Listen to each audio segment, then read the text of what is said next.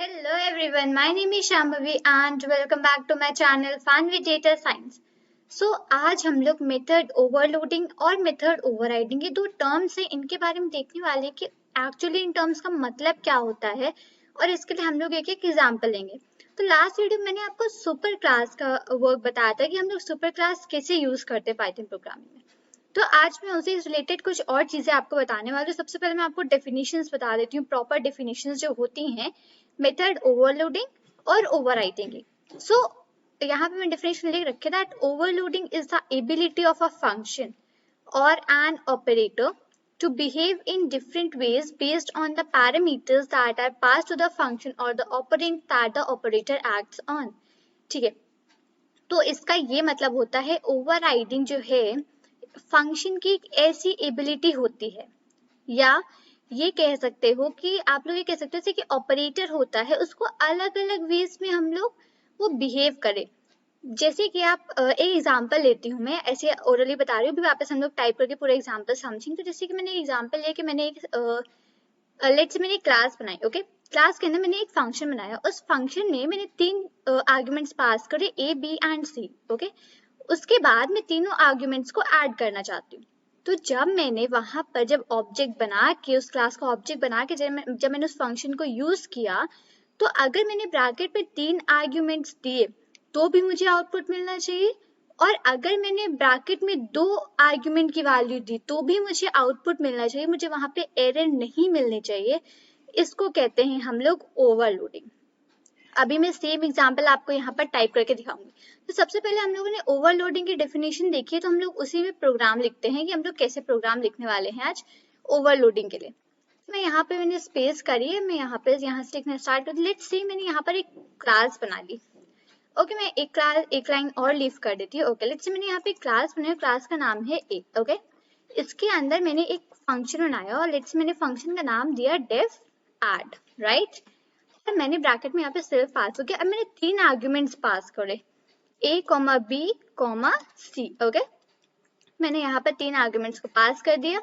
इस फंक्शन के अंदर आके मैंने लिखा, मैंने एक वेरिएबल लिया p और उसमें a प्लस बी प्लस सी की वैल्यू यहाँ पर स्टोर कर दी। और आफ्टर दैट मैंने यहाँ पर उस p को रिटर्न कर दिया, सिंपल मैंने यहाँ पर p को रिटर्न करा। आफ्टर दैट मैं अपनी क्लास के बाहर आई और मैंने यहाँ पे अपनी क्लास के लिए एक ऑब्जेक्ट बनाया। लेट्स से मैंने ऑब्जेक्ट का नाम जो है वो ओबीजे रख दिया, ओके। मैंने ओबीजे लिखा और ओबीजे के बाद यहाँ पे कैपिटल ए, मतलब मेरी जो क्लास ए है मैंने उसका एक ऑब्जेक्ट बनाया, दैट इज इंस्टेंस बनाया। नेक्स्ट मैंने यहाँ पर क्या किया, मैंने यहाँ पर एक प्रिंट स्टेटमेंट लगाई, ओके। मैंने लिखा प्रिंट और मैंने जो अपना इंस्टेंस बनाया था ओबीजे, ओके। तो मैंने यहाँ से ऐड फंक्शन को कॉल किया और उसके अंदर मैंने तीन पैरामीटर्स पास किए। लेट्स से मैंने यहाँ पे 2, 3, 4 पास किया। तो मुझको यहाँ पर आउटपुट 9 मिलना चाहिए, और जैसे मैं इस प्रोग्राम को रन करती हूँ मुझको जो आउटपुट है वहां यहाँ पे वो 9 मिलेगा, ओके। तो ये तो मुझे यहाँ पर सही आउटपुट मिला। अब अगर मैं यहाँ से एक पैरामीटर लेट्स से मैं कम कर देती हूँ, कि मैंने यहाँ से एक वैल्यू कम कर दी और ऊपर जो आर्ग्यूमेंट्स है वो मैंने तीन ही आर्ग्यूमेंट्स रखे, और अब मैं अगर इसको यहाँ पर रन करती हूँ जाकर, तो देखिए मुझको यहाँ पर ये एरर दे दिया। एरर इसने मुझको क्या दिया है, एरर दिया है type error at missing one required positional argument c. इसका मतलब ये कह रहा है कि यहाँ पर आपने तीन आर्ग्यूमेंट्स दिए हैं जो कि सी है, और यहाँ पर एक आर्ग्यूमेंट की वैल्यू यहाँ पर मिसिंग है, मतलब यहाँ पर सी आर्ग्यूमेंट जो है उसकी वैल्यू मिसिंग है। तो इसने मुझे यहाँ पर आउटपुट दे दिया। अब यही डेफिनेशन होती है ओवरलोडिंग की, कि अगर हमने यहाँ पर जितने भी ऑपरेंड्स दिए हैं अगर हमने उनकी वैल्यूज यहाँ पर नहीं पास करी हैं तो भी हमको यहाँ पर आउटपुट मिले। तो एक बार और डेफिनेशन को पढ़िए, that overloading is the ability of a function और an operator to behave in different ways based on the parameters that are passed to the function or the operands that the operator acts on। So I hope आपको definition अब समझ में आई होगी कि क्या मतलब होता है यहाँ पर ओवरलोडिंग का। तो यहाँ पर तो अब मुझे यहाँ पे मिल रही है एरर। अब मैं इस एरर को अपनी सॉल्व करती हूँ और लेट्स से मैं यहाँ पर ए बी और सी तीनों की वैल्यू जो है उसको सबसे पहले नन असाइन कर देती हूँ, मतलब कि इनमें कोई वैल्यूज यहाँ पर नहीं, ओके। मैं बी को कैंसिल करके नन, और यहाँ पर मैं सी की जो वैल्यू है उसको भी नन कर देती हूँ। और अब अब अगर मैं इसको रन करती हूँ तो भी मुझको यहाँ पर आउटपुट में जो है वो एरर मिलेगा। अब मुझे क्या एरर मिली, मेरी जो एरर है वो चेंज हो गई है। यहाँ पर देखिए, पहले मुझे एरर मिल रही थी कि आपने यहाँ पे थर्ड आर्गुमेंट की वैल्यू नहीं दी है। अब मुझे ये एरर मिल रही है कि type error unsupported operand types for plus integer and none type. Okay, तो अब मुझे यहाँ पर ये एरर मिलने लगी। तो अब इस एरर को हम लोग पूरा सॉल्व कैसे करेंगे? तो अब मैं चलती हूँ इसका प्रोग्राम लिखने की तरफ, जिससे कि हम लोग इस एरर को सॉल्व करेंगे। तो लेट्स से मैं इन सब चीजों को हटा ही देती हूँ यहाँ पे, क्योंकि अब इसका कोई मतलब नहीं है। Okay, done. तो अब मैं अपना आगे का यहाँ पे प्रोग्राम लिखती हूँ। लेट मैं यहाँ पे कंडीशन लगाती हूँ, इफ अगर हमारी a की जो वैल्यू है वो नॉट इक्वल टू नन के है। ओके, मतलब a की जो वैल्यू वन नन नहीं है, और ऐसे ही मैं b के लिए लगाती हूँ if b not equal to none, मतलब कि b में जो वैल्यू है वो नन नहीं है। और सेम काम मैं c के लिए करती हूँ, if c hold on, if c not equal to none. अगर मेरी ये तीनों कंडीशंस यहाँ पर सेटिस्फाई होती हैं तो मुझको यहाँ पर जो है सिंपली दे दो p is equal to a plus b plus plus c। ठीक, अगर मेरी ये जो कंडीशन है दैट इज, अगर मेरी a की वैल्यू नन नहीं है, b की वैल्यू भी नन नहीं है और c की वैल्यू भी नन नहीं है, तो मुझे यहाँ पर आउटपुट जो है वो रिटर्न कर दो p is equal to a plus b plus c। और ये चीज तो आप लोग जानते हैं कि जो हमारी एंड हम लोग जब भी यहाँ पर यूज करते हैं, उसका मतलब जब तक हमारी तीनों कंडीशन सेटिस्फाई नहीं होंगी तो हमारा जो कंट्रोल है वो हमारी इफ कंडीशन के अंदर नहीं जाएगा। मतलब कि ये जो मेरा p is equal to a plus b plus c है, ये एग्जीक्यूट नहीं होगा। इसलिए मैंने यहाँ पर एंड लगाया। एंड के जितने भी कंडीशन है वो सारी ट्रू होनी चाहिए, तभी जो हमारा कंट्रोल होता है वो हमारी कंडीशन के अंदर जाता है। तो ये चीज तो आपको समझ में आई होगी। अब मेरी ये कंडीशन तो होगी कि अगर मेरी a की वैल्यू, b की वैल्यू और c, अगर इन तीनों की वैल्यू नन नहीं है तो मुझे इन तीनों का एडिशन रिटर्न कर दो। अब लेट्स से कि मेरी जो c की वैल्यू है उसी की वैल्यू नन है। ओके, और मेरी a और b में कुछ वैल्यू स्टोर, तो मैं यहाँ पर एक दूसरी कंडीशन लगाती हूँ elif। ओके, तो मैंने यहाँ पे लिखा elif a not equal to none and b not equal to none. मेरी a और b की जो वैल्यूज हैं अगर वो नन नहीं है, मतलब नॉट इक्वल लगाया ना मैंने, इसका मतलब कि अगर मेरी a और b की जो मैंने जो वैल्यूज दी हैं वो अगर नन नहीं, मतलब उसमें कोई ना कोई वैल्यू है, तो मुझे यहाँ पर p में रिटर्न कर दो a प्लस b। ओके, तो मुझे यहाँ पर p में जो है वो a प्लस b की वैल्यू यहाँ पर दे दो। और मैं यहाँ पर एक अलग कंडीशन लगाती हूँ, दैट इज एल्स। अब मैं एल्स में यहाँ पर एक प्रिंट स्टेटमेंट लिखूंगी, मैं उसको भी p में ही स्टोर कर देती हूँ कि यहाँ पे लिखते हैं you need to give at least 2 values. तो यहाँ पे मैंने एक कंडीशन ये लगा, ये एल्स में मैंने गई, मैंने यहाँ पर एक p जो हमारा वेरिएबल है उसमें ये स्टोर करी स्ट्रिंग कि you need to give at least 2 values, मतलब कि कम से कम आपको 2 वैल्यूज तो देनी ही है, तभी हमारा यहाँ पर जो हम लोग ने कोई जो ऑपरेशन हम लोग परफॉर्म कर रहे हैं एडिशन का, तभी वो परफॉर्म हो सकता है। अब आप सोचिए अगर आपने सिर्फ एक वैल्यू दी है a की, तो आप क्या इससे एक्सपेक्ट कर सकते हैं कि वो आपको कोई चीज यहाँ पर ऐड करके देगा?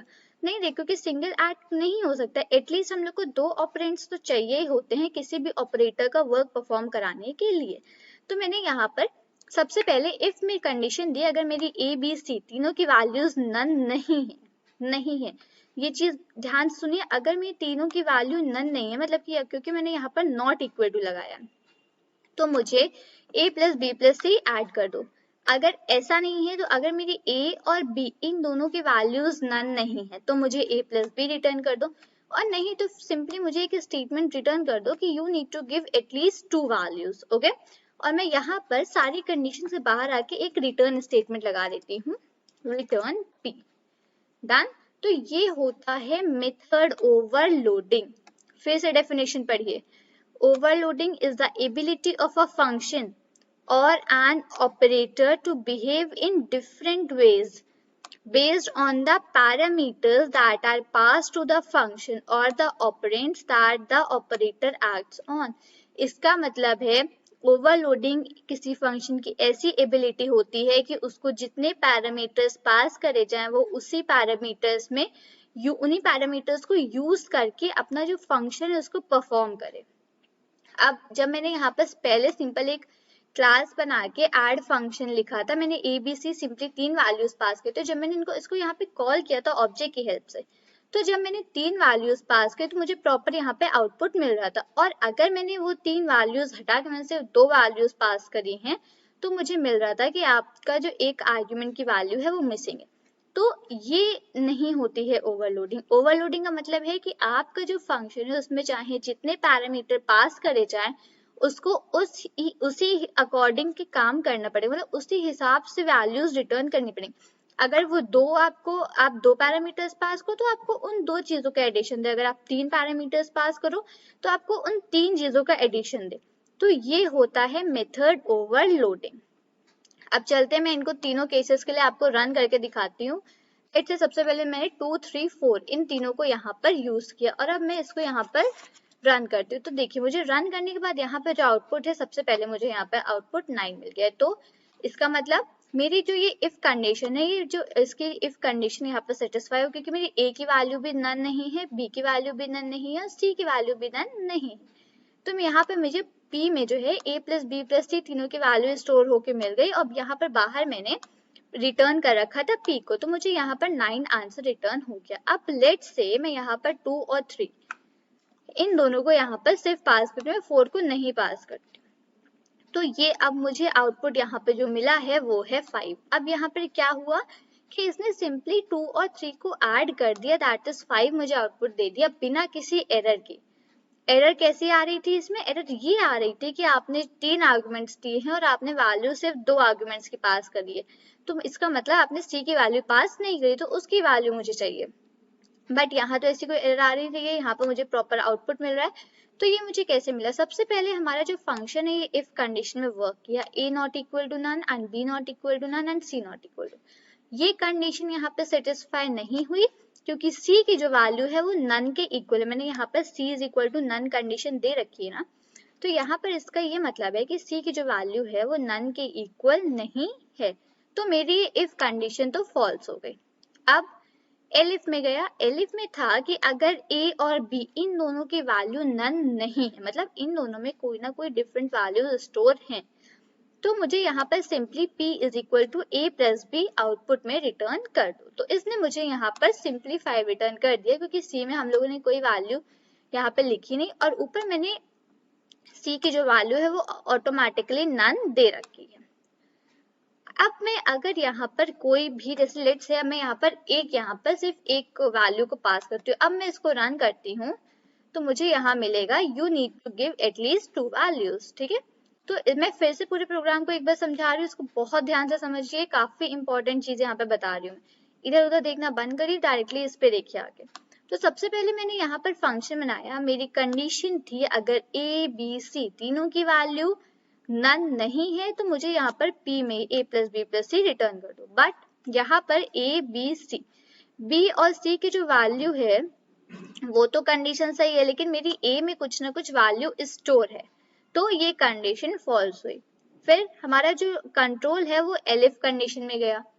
एलिफ में लिखा है अगर a और b दोनों की वैल्यू नन नहीं है, तो यहाँ पर मेरी ये कंडीशन फॉल्स हो गई क्योंकि मेरी b की वैल्यू जो है वो नन है, क्योंकि मैंने यहाँ पर सिर्फ एक ही पैरामीटर पास करा है, दैट इज 2। इसका मतलब मेरी a की जो कंडीशन ये वाली सेटिस्फाई हो रही है बट ये b वाली नहीं हो रही है, तो ये वापस इस कंट्रोल में नहीं गया क्योंकि मैंने यहाँ पर जो कंडीशन है वो एंड लगा रखी है। एंड मतलब दोनों कंडीशन जब तक ट्रू नहीं होंगी मेरा जो कंट्रोल है वो मेरी कंडीशन के अंदर नहीं जाएगा। तो सिंपली इसके पास एक ऑप्शन बचा, दैट इज एल्स कंडीशन में जाना, और एल्स कंडीशन मैंने लिख रखा है you need to give at least 2 value. तो मुझे सिंपली यहाँ पर आउटपुट प्रिंट हो गया you need to give at least 2 values. Okay, so इस तरीके से हम लोग मेथड ओवरराइडिंग करते हैं पाइथन में। ओके, सो आई होप आपको एग्जाम्पल पूरा समझ में आया होगा। अब मैं इसको कमेंट आउट करती हूँ। अब मैं चलती हूँ सेकेंड कॉन्सेप्ट पे जो कि है हमारा मेथड ओवरराइडिंग। ओके, अभी हम लोगों ने ओवरलोडिंग समझा, अब ओवरराइडिंग। तो इसकी डेफिनेशन ये है कि the method of the child class overrides the method of the parent class when called by an object of the child class. This is called method overriding. अब मैं समझाती हूँ। चाइल्ड क्लास का जो मेथड है वो पेरेंट क्लास के method को यहाँ पर ओवरराइड करता है जब हम लोग चाइल्ड क्लास के ऑब्जेक्ट से अपनी पेरेंट क्लास के मेथड को कॉल करते हैं। अब इसका पूरा ढंग से एग्जाम्पल मैं आपको पूरा लिख के बताती हूँ। तो हम लोग यहाँ पर नया प्रोग्राम लिखते हैं और उसमें मैं सबसे पहले एक क्लास बनाती हूँ।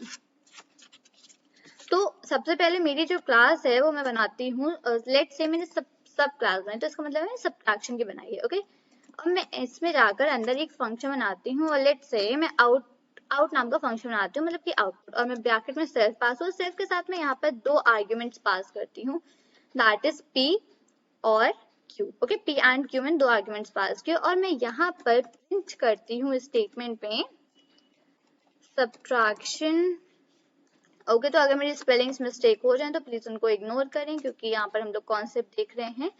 Subtraction p minus q। तो यहाँ पर मैंने सबसे पहले मेरा जो फंक्शन था, मैंने उसमें p और q 2 आर्ग्यूमेंट्स पास करे। उस फंक्शन के अंदर जाके मैंने प्रिंट स्टेटमेंट में subtraction comma p minus q को यहाँ पे लिख दिया। अब मैं वापस बाहर जाके एक नई क्लास बनाती हूँ और मेरी क्लास का नाम है डिवीजन। लेट्स से मैंने div नाम दिया अपनी क्लास को। इसका मतलब है कि मेरी जो क्लास है डिवीजन परफॉर्म करेगी। मैंने इसमें सेम फंक्शन बनाया, दैट इज आउट, और यहाँ पर मैंने लिखा सेल्फ कॉमा p कॉमा की, यहाँ पे मैंने सेम आर्ग्यूमेंट्स पास की और मैंने प्रिंट स्टेटमेंट में अंदर जाकर लिखा division comma p by q। बस मैंने यहाँ पर p और q इन दोनों को यहाँ पर डिवाइड कर दिया। अब मैं और बाहर आई और मैं यहाँ पर अब अपनी क्लास का यहाँ पर एक इंस्टेंस बनाती हूँ, मतलब ऑब्जेक्ट बनाती हूँ। तो लेट्स से मैंने आपको ऊपर डेफिनेशन बताई थी कि जब हम लोग अपनी चाइल्ड क्लास, तो मेरी यहाँ पर चाइल्ड क्लास कौन सी है, मेरी चाइल्ड क्लास डिवीजन क्लास है। तो हम लोग जब चाइल्ड क्लास का ऑब्जेक्ट बनाते हैं, ओके, तो मैंने चाइल्ड क्लास का ऑब्जेक्ट डी बना लिया और ये मेरा ऑब्जेक्ट बन गया। अब हम लोग चाइल्ड क्लास का ऑब्जेक्ट बना के अपना जो फंक्शन है उसको कॉल करते हैं, मतलब उसको यूज करते हैं। तो जो हमारी पेरेंट क्लास है वो हमारी जो चाइल्ड क्लास का मेथड है वो हमारी पेरेंट क्लास के मेथड को ओवरराइड कर देता है।